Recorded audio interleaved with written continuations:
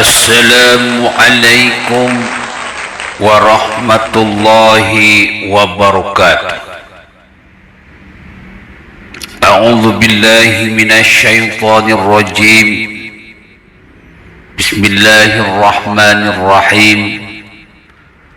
Wa bihi nasta'inu ala umurid dunya waddin. Wa sallallahu ala sayyidina Muhammadin khatamin nabiyyin wa ala alihi wa sahbihi ajmain, amma ba'du.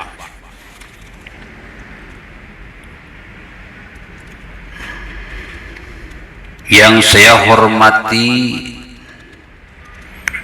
Bapak Kepala Desa Pak Suwatir, yang saya hormati para sesepuh, kepala dusun, aparat setempat, yang saya hormati para alim ulama, ustadz, kiai, ajengan, habaib, khususnya yang saya hormati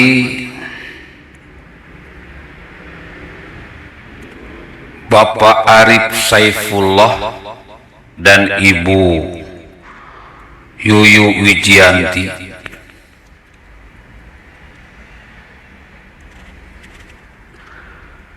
karena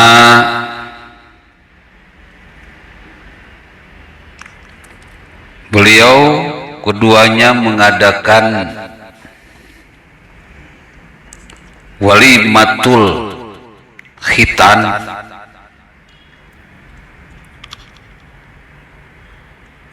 untuk sang putra tercinta Sakti Alif dan Raffi Ar-Rasyid.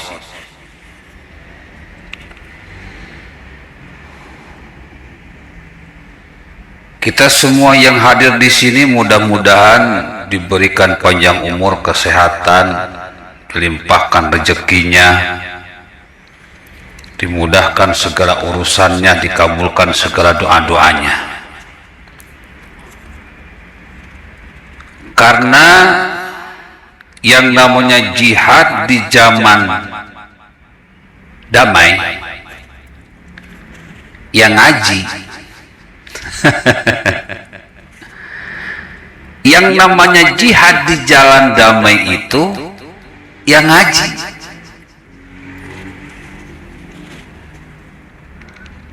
Jihad ketika tidak damai ya perang.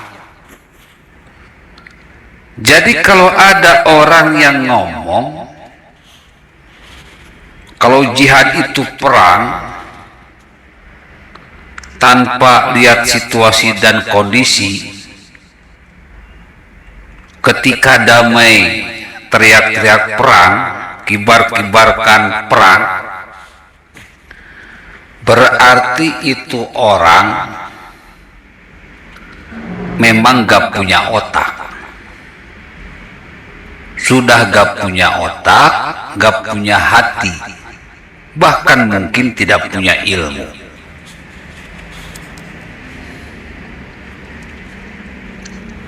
Jihad yang paling maknyos yang ngaji. Jadi kalau bapak-bapak, ibu-ibu, hadirin pemuda-pemudi sebangsa setanah air, kalau hari ini mati, detik ini mati,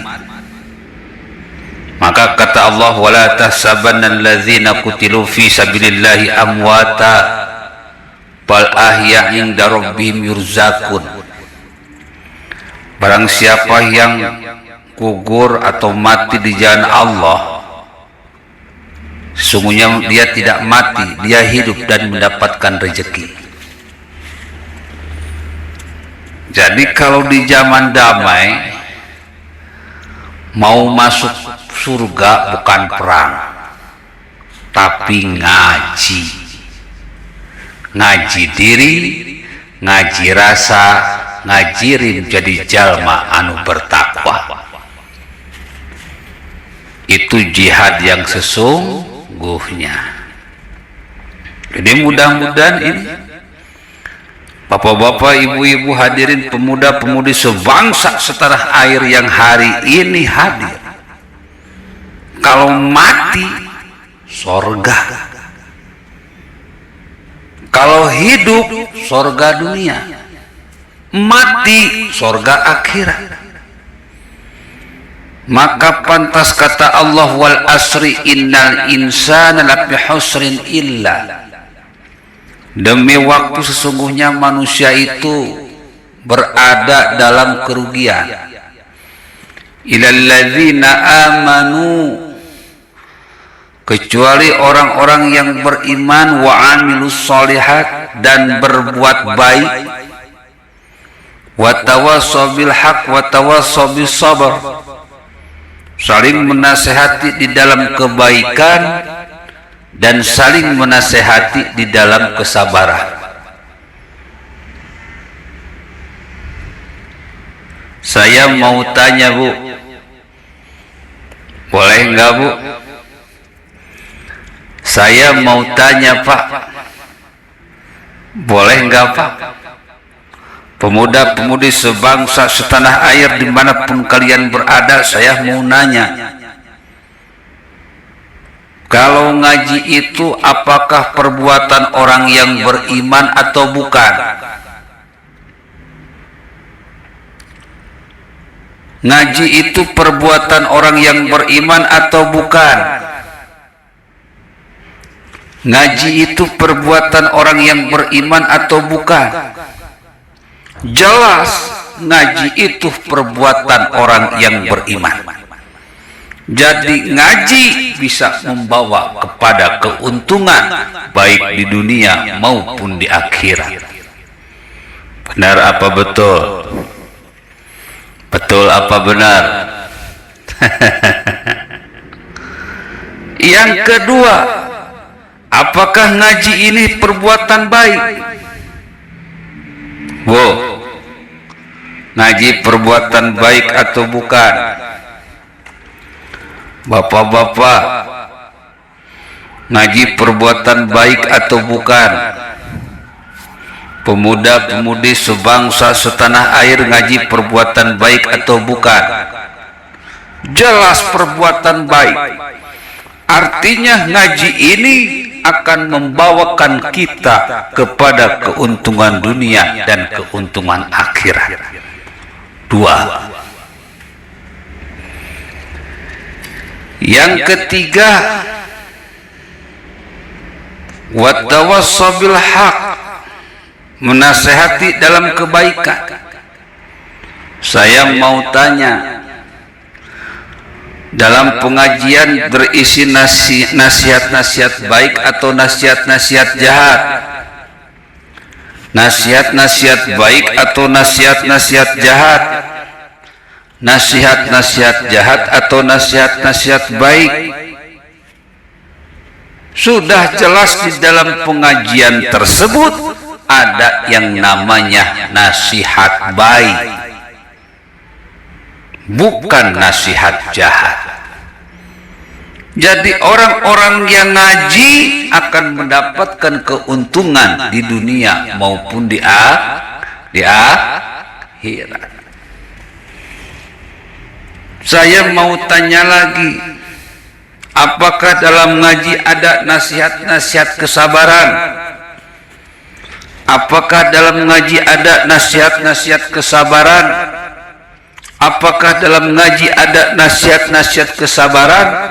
Jelas ada. Maka orang-orang yang mengikuti pengajian akan mendapatkan kebahagiaan di dunia dan di akhirat, akan mendapatkan keuntungan di dunia dan juga di akhirat. Maka kalau Bapak hari ini mati ketika waktu ngaji, kata Allah, ya ayyatuhan nafsul mutmainnah, hei orang-orang yang ngaji, yang hatinya tenang, yang pikirnya tenang, yang lisannya tenang, yang perbuatannya tenang. Bu, ini Allah yang ngomong. Pak, ini Allah yang ngomong. Gus AA cuma menyampaikan. Pemuda-pemudi sebangsa setanah air, ini Allah yang ngomong. Gus A cuma menyampaikan, kata Allah, ya ayyatuhan nafsul mutmainnah, hei orang yang punya ketenangan jiwa. Ibu lagi ngaji tenang gak Bu? Bapak-bapak lagi ngaji tenang gak?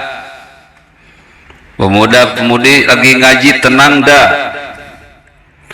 Ibu-ibu lagi ngaji, apakah sibuk mikirin arisan atau enggak? Ibu-ibu lagi ngaji sibuk mikirin hutang atau enggak? Ibu-ibu lagi ngaji sibuk mikirin kredit panci atau enggak?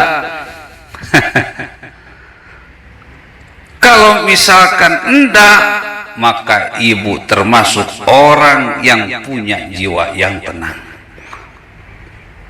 Bapak-bapak bagaimana ini?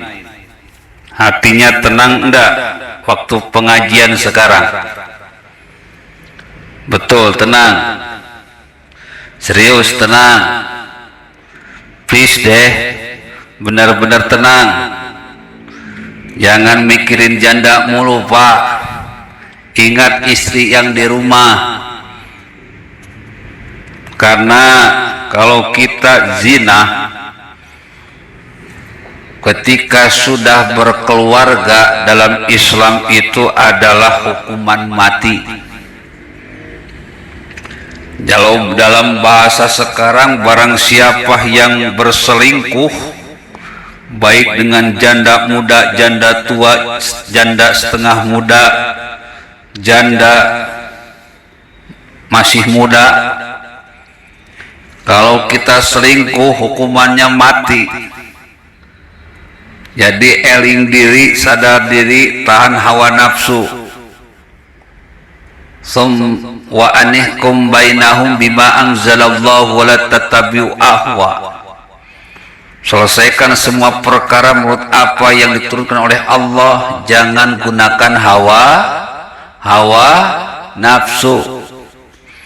Jadi kalau ada orang selingkuh mulu, maka yakin dia bukan orang Islam, tetapi dia itu manusia setan. Jadi kalau bapak-bapak nikah mulu, yakin dia bukan orang Islam, tapi manusia setan. Kenapa? Karena lebih mementingkan hawa nafsu daripada apa-apa yang diturunkan oleh Allah atau apa-apa yang dicontohkan oleh Rasulullah sallallahu alaihi wasallam. Jangan ya Pak. Nabi Muhammad Rasulullah sallallahu alaihi wasallam tidak berpoligami ketika istri pertamanya masih hidup. Ya Pak. Sayyidina Ali tidak berpoligami ketika istri pertamanya masih hidup. Jadi kalau bapak-bapak, ibu, bapak-bapak pengen berpoligami, tunggu dulu istri pertamanya mati. Jangan dengerin Ustadz Abdul Somad. Itu Ustadz Keblinger, Ustadz Sableng, yang bilang bahwa poligami itu ada yang namanya unlimited edition. Pokoknya bapak-bapak ini kalau poligami maksimal 4. Kalau bosan sama yang satu, ceraikan, ambil lagi yang satu. Bosan sama yang satu, ceraikan, ambil lagi yang satu. Bosan sama yang satu, ceraikan, ambil lagi yang satu. Ini namanya unlimited edition. Dan kita bisa menyimpulkan Ustadz Abdul Somad ini sesat dan menyesatkan. Padahal Nabi tidak pernah bilang poligami unlimited edition. Artinya Ustadz Abdul Somad telah melakukan tindakan sesat dan menyesatkan. Maka kata Allah, liyahmilu auzarhum kamilatan yaumal qiyamah wa min auzaril ladzina yudhillunahum bighairi ilmi. Banyak orang yang celaka akan lidahnya dan dia memikul dosa yang nyata di akhirat kelak. Dan dia juga akan memikul dosa-dosa dari orang-orang yang sudah mereka sesatkan. Na'udzubillah, summa na'udzubillah. Jadi kalau bapak-bapak ngikuti Ustadz Abdul Somad, dosa bapak-bapak ini ditanggung sama dia. Makanya apa gue bilang Pak? Makanya apa gue bilang Bu? Makanya apa gue bilang pemuda-pemudi sebangsa setanah air jadi ustadz itu susah. Harus benar-benar menjadikan Al-Quran dan hadis sebagai tuntunan dan tuntutan hidup. Titik. Tidak boleh menggunakan hawa nafsu. Jadi kalau ada ustadz yang masih hawa nafsunya nggak karuan, ngaji lagi, dan ente belum pantas disebut ustadz. Jadi gimana bapak mau poligami ndak? Nggak ada Pak. Poligami ketika isi pertama masih ada, itu menyalahi tuntunan dari Rasulullah Shallallahu Alaihi Wasallam. Tuhan kita satu, jadi istri itu cukup satu saja. Siap? Siap? Pemuda-pemudi sebangsa setanah air, gimana ini? Ada yang masih jomblo, ada yang sudah bersiap ke pelaminan. Kalau yang sudah siap-siap, segera cepat-cepat, ntar diambil orang mewek lagi. Cepetin bro, ntar kalau diambil sama Gus AA nanti urusan repot. Bisa viral di media sosial. Yang sudah dapat cepet-cepet, jangan cepot-cepot, apalagi copet-copet. Yang belum dapat tenang bro, mungkin belum jodoh. Setiap manusia itu ada jodohnya. Wa khalaqnakum azwaja, Allah menciptakan sesuatu berpasang-pasangan. Perbaiki diri, nanti siang akan datang sendiri. Betul? Jadi tenang. Barang siapa yang ngaji dalam kondisi tenang, mati hari ini sorga. Kalau masih hidup, sorga dunia. Apa itu sorga dunia? Kita punya duit banyak, umur kita panjang, sehat selalu, rezekinya ngalir kagak henti-henti, doanya dikabulkan Allah, hidupnya penuh senyuman, terhindar dari semua musibah, mendapatkan keluarga yang sakinah mawaddah warahmah. Ini namanya ketika kita ngaji mendapatkan sorga dunia. Makanya untuk mendapatkan sorga dunia dan sorga akhirat, kita harus tenang. Siap ngaji 2 jam, siap. Siap ngaji 3 jam, siap. Bisa tenang dak? Kok senyum Pak? Ngaji 4 jam siap. Ibu-ibu gimana ini ngaji 4 jam siap? Pada nyengir ini katanya pengen mendapatkan keuntungan dunia dan akhirat, tapi ngaji 4 jam pada gak mau. Ustadz, kalau ngaji selama itu ya repot Ustadz. Hati sudah nggak tenang. Ya nggak apa-apa. Sekarang kita ngaji sejam dulu aja cukup. Cukup ngaji sejam cukup. Mudah-mudahan Bapak Ibu bisa tenang. Dan juga mudah-mudahan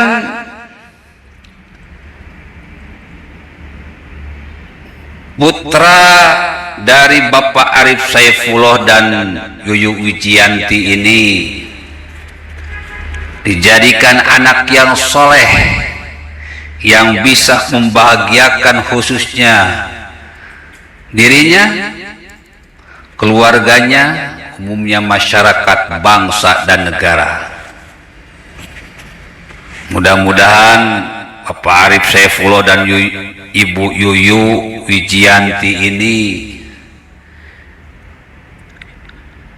diberikan tambahan rezeki yang berlimpah, sehat selalu, panjang umur, dihindarkan dari semua musibah. Amin amin ya robbal alamin. Walimatul khitan ini sebuah syukuran.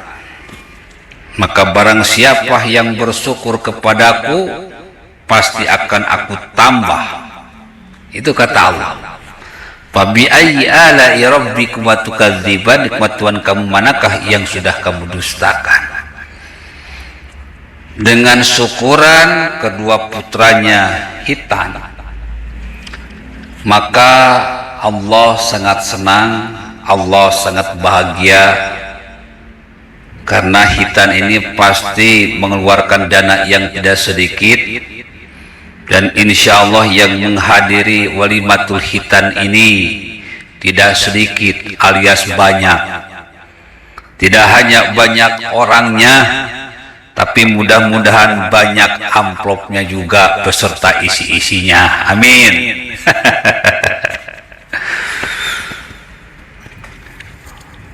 Ada yang belum disunat di sini, Pak? Bapak-bapak, ada yang belum disunat? Akang-akang di sini ada yang belum disunat? Kalau belum, barengan sama AA Alif dan AA Sakti, AA Sakti dan AA Raffi. Biar seru. Kalau ada bapak-bapak atau akang-akang belum disunat, ikutan aja sekarang. Insya Allah gratis. Ibu bapak hadirin pemuda-pemudi sebangsa setanah air dimanapun kalian berada, hari ini kita akan membahas tentang anak yang soleh. Ya Bu, bapak-bapak hadirin pemuda-pemudi sebangsa setanah air, hari ini kita akan membahas sebuah judul tentang anak yang soleh. Ibu-ibu tahu apa itu anak soleh?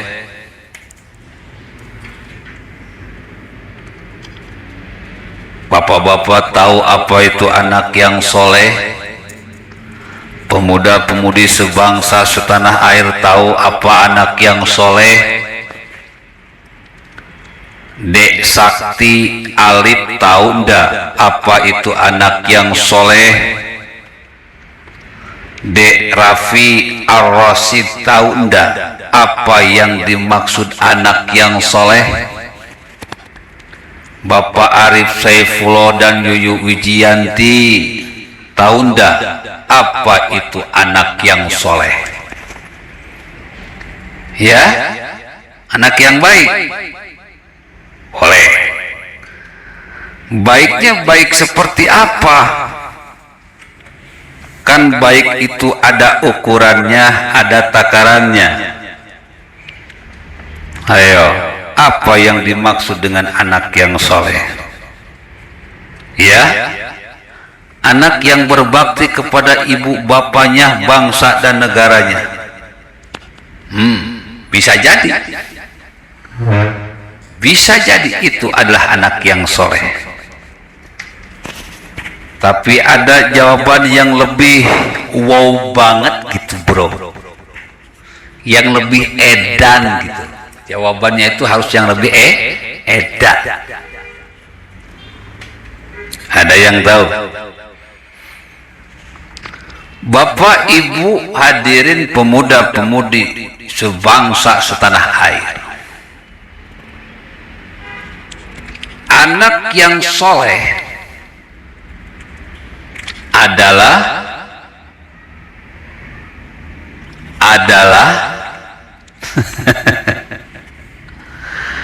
anak yang pasti disenangi oleh Allah dan pasti masuk surganya Allah. Itu anak yang soleh. Betul? Betul?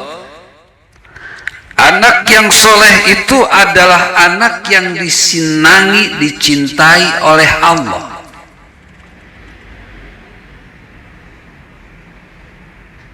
Itu anak yang soleh.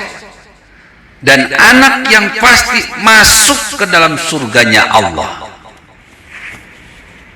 Jadi kalau bapak-bapak, ibu-ibu punya anak yang soleh, seberapa dosa, sebanyak apapun dosa, taruh bapak ibu ini haji kagak, puasa kagak, zakat kagak, sholat kagak, cuma bermodalkan syahadat, tapi punya anak yang soleh, maka itulah metode cepat masuk surga.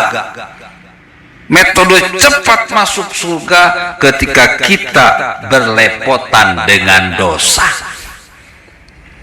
Gak dilihat oleh Allah, pokoknya masuk asalkan punya anak yang soleh. Ya Bu, bapak-bapak hadirin pemuda-pemudi sebangsa setanah air, betul? Mau punya anak yang soleh?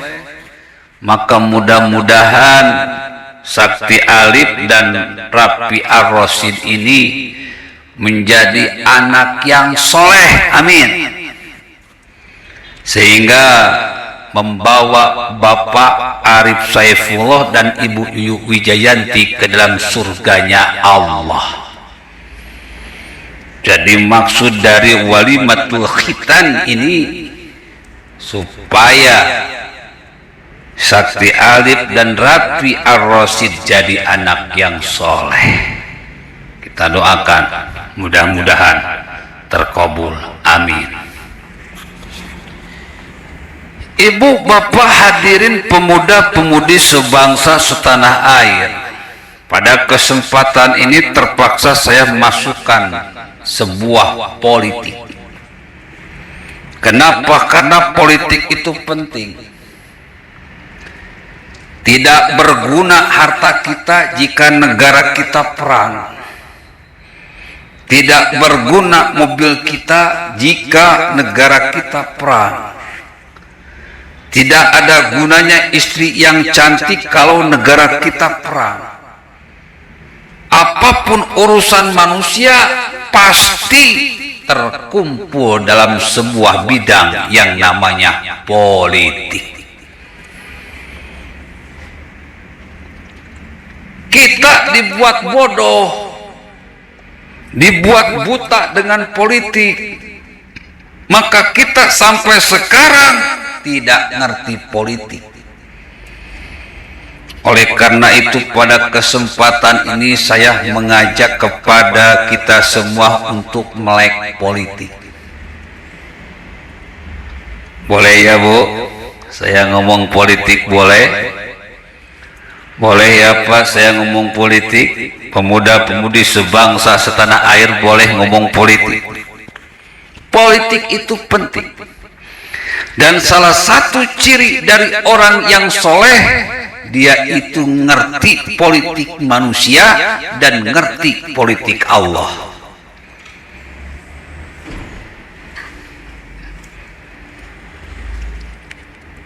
Ibu bapak hadirin pemuda-pemudi sebangsa setanah air, Rizik Syihab, apakah dia anak yang soleh? Belum tentu. Bahar Smith, apakah dia anak yang soleh? Belum tentu. Ustadz Somad, apakah dia anak yang soleh? Belum tentu. Ustadz Adi Hidayat, apakah dia anak yang soleh? Belum tentu. Rocky Gerung, apalagi? Punya agama kagak, jomblo lagi. Bukan anak yang soleh. Repri Harun bukan anak yang soleh. Rija Ramli bukan anak yang soleh. Said Didu bukan anak yang soleh. Apalagi Anies Baswedan, gubernur si tukang lebih bayar,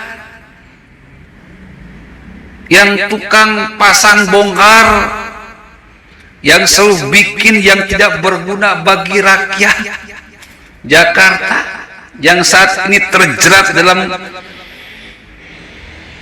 bundaran korupsi Formula E. Jelas bukan anak yang soleh, meskipun dia katanya turunan Arab. Tadi saya katakan anak yang soleh itu punya ketenangan jiwa. Karena dia punya ketenangan jiwa, maka orang-orang yang soleh, anak yang soleh akan membuat orang lain tersenyum. Ketika orang lain tersenyum, maka dirinya akan tersenyum, orang tuanya akan tersenyum, bahkan Allah Subhanahu wa ta'ala pun akan tersenyum. Dalam bahasa Al-Quran, irji'i ila rabbiki radiyatan mardiyah, kembalilah menghadap Tuhanmu dengan ridha lagi diridhai Allah, dengan senyum dan penuh senyuman. Pak, kira-kira apa yang bisa membuat Bapak ini tersenyum? Bu, kira-kira apa yang bisa membuat Ibu tersenyum?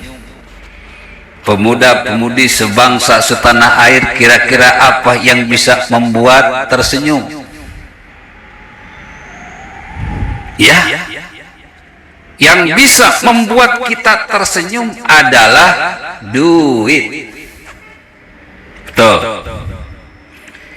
Ibu dikasih oleh saya sekarang 15 juta satu orang, tersenyum enggak? Tersenyum. Bapak saya kasih 20 juta sekarang satu orang per orang, kira-kira tersenyum enggak? Pemuda-pemudi sebangsa setanah air dikasih sama saya 100 juta per orang, kira-kira tersenyum atau enggak? Tersenyum.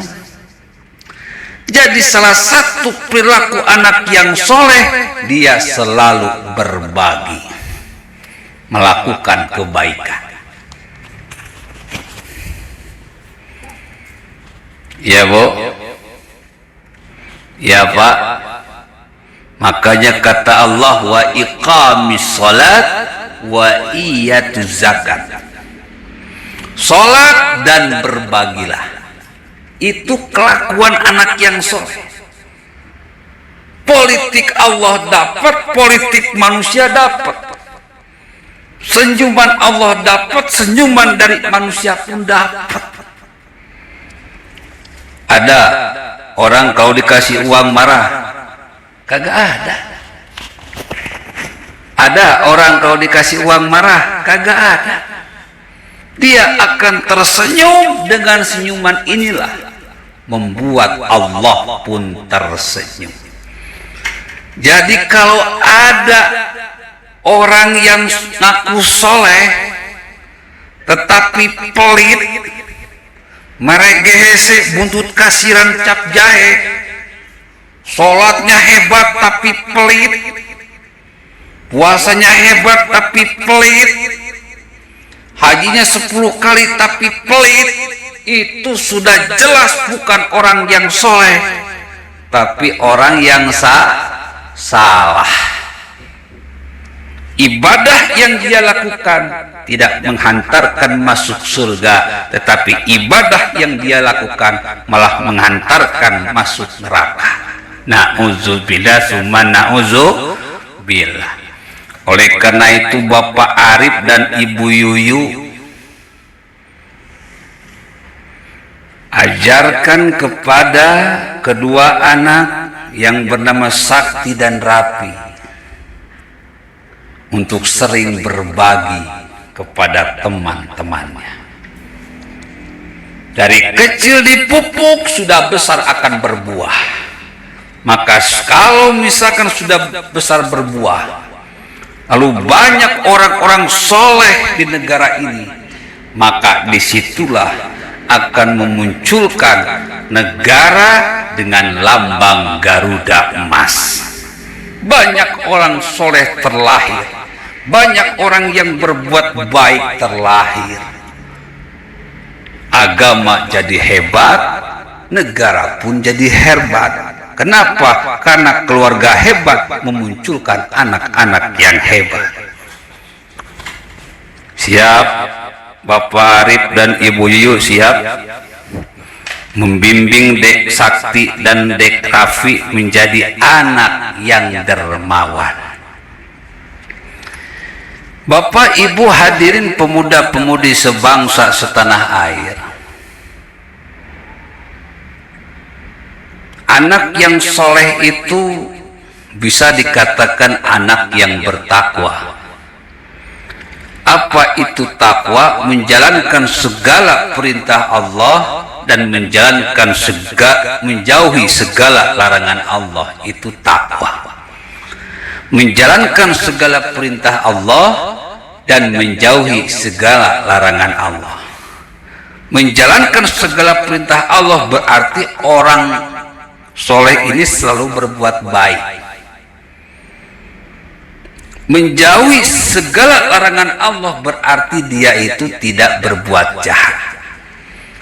Ciri-ciri orang yang soleh atau anak yang soleh, dia gemar berbuat baik dan tidak berbuat jahat.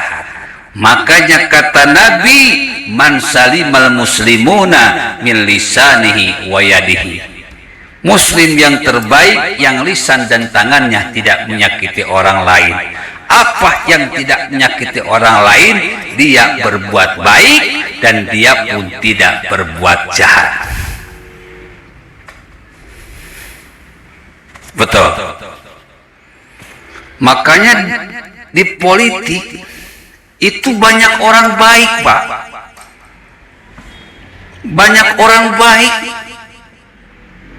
Banyak kebaikannya disut, disorot.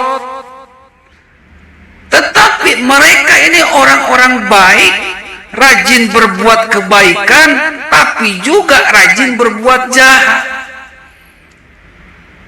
Saya mau tanya kepada ibu-ibu, kalau ada orang ngasih duit, setelah ibu dapat duit lalu ibu dibunuh, kira-kira itu orang baik atau orang jahat? Bapak-bapak ini ada yang ngasih mobil, mobilnya paling mahal, harganya 1 miliar, dikasihkan ke bapak.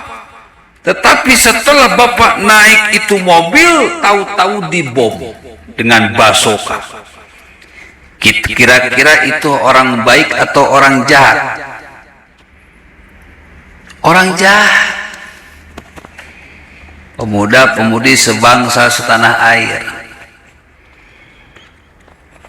dikasih handphone, tahu-tahu setelah dikasih handphone, ternyata handphonenya curian. Akhirnya akang TTT ditangkap sama polisi karena disangka mencuri, padahal dikasih. Kira-kira itu orang yang ngasih orang baik, orang jahat? Orang jahat. Makanya dalam matematika itu min kali plus, plus kali min adalah min. Maka orang yang berbuat baik terus melakukan kejahatan, maka dia itu orang jahat. Setuju? Setuju? Coba perhatikan. Rizik Syihab itu orang baik, tetapi dia juga berbuat jahat, maka dia itu adalah penjahat. Habib Bahar itu orang baik, tapi dia juga gemar berbuat jahat, berarti Habib Bahar ini orang jahat.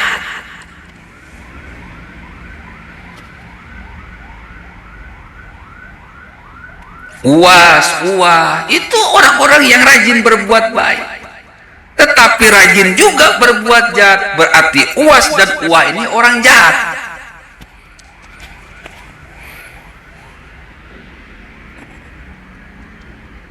Orang-orang HTI, FPI, PKS ingin mendirikan negara Islam, itu kebaikan. Tetapi mereka pun dalam pergerakannya selalu berbuat jahat, berarti mereka itu bukan ingin menegakkan Islam, bukan ingin menegakkan ajaran Islam, tapi malah ingin menegakkan ajaran setan. Itu mereka orang-orang jahat. Sudah jelas di dalam jejak digital mereka itu dengan nyata-nyata anti Pancasila, anti kebinekaan, anti UUD 1945, anti nasionalisme, anti demokrasi.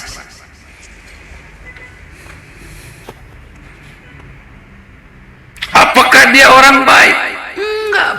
Mereka semua adalah orang jahat. Kalau mereka memimpin lalu berkuasa, pegang senjata, maka NKRI ini akan habis, akan lebih hancur lebur daripada Suriah. Karena NKRI terdiri dari ribuan perbedaan, jutaan perbedaan, perbedaan suku, bahasa, agama, ras, dan golongan. Makanya bapak-bapak, ibu-ibu, hadirin pemuda-pemudi sebangsa setanah air, 2024 jangan pilih golongan mereka, biar mereka hancur lebur. Jangan kasih mereka suara, biar mereka tidak berkuasa. Pilih yang benar-benar Indonesia banget. Pilih yang benar-benar cinta NKRI, NKRI harga mati, benar-benar mampu menjalankan UUD 1945, tidak menginjak-injak kebinekaan, tidak jual ayat dan jual mayat hanya demi jabatan, tidak membohongi rakyat dengan DP 0%, dengan proyek bongkar pasang, dengan Formula E. Cari yang benar-benar bisa melanjutkan kinerja Jokowi. Cari orang yang soleh. Cari orang yang memang tunduk patuh sama orang tuanya. Orangnya kalem, santai, artinya hatinya senang. Dan lihat rekam jejaknya. Apakah dia mampu membuat rakyatnya tersenyum atau orang lain tersenyum atau enggak? Kalau iya, pilih dia. Bapak-bapak, ibu-ibu, hadirin pemuda-pemudi sebangsa setanah air dimanapun kalian berada, orang yang soleh sudah pasti cinta agama dan cinta negaranya. Kalau dia orang Islam, dia cinta Islam dan cinta NKRI. Kalau dia Kristen, dia cinta Kristen dan cinta NKRI. Kalau dia Hindu, Buddha, Konghucu, dia pun cinta Hindu, Buddha, dan Konghucu. Mereka pun cinta NKRI. Itulah makna ketuhanan yang Maha Esa. Orang-orang yang soleh, orang-orang yang baik, yang bisa menjaga NKRI, yang bisa menjaga toleransi, yang bisa menjaga keberagaman, sehingga kita semua warga Indonesia, rakyat Indonesia bisa tersenyum karena bisa hidup penuh senyuman, karena banyak orang yang suka membuat kita tersenyum. Inilah yang dimaksud anak yang soleh. Belum tentu dia ustaz, belum tentu dia kiai, ajengan, habaib, belum tentu. Karena anak yang soleh itu biasanya lebih suka praktek daripada teori. Sementara ustaz, kiai, ajengan, habaib itu cenderung berteori, lupa sama praktek. Makanya betul apa kata Jaunin MJ, lebih baik makan sikong asli daripada makan roti ngimpi. Jadi praktek itu lebih baik daripada teori. Mudah-mudahan akan muncul orang-orang yang rajin praktek terhadap ajaran agamanya, sehingga manfaatnya bisa kita rasakan, sehingga bisa membuat kita tersenyum karena kita merasakan manfaatnya. Dan berkurang orang-orang yang cuma retorika, cuma paling ngebacot seperti Rizik Syihab, Bahar Smith, Rocky Gerung, Refli Harun, Said Didu, Rizal Ramli, orang HTI, FPI, PKS, itu orang-orang pinter bacot tapi prakteknya nol besar. Juga Anies Baswedan itu orang-orang yang pinter bacot tapi prakteknya nol besar. Oke, segitu saja. Kurang dan lebih mohon maaf. Billahi taufiq wal hidayah. Wassalamualaikum warahmatullahi wabarakatuh.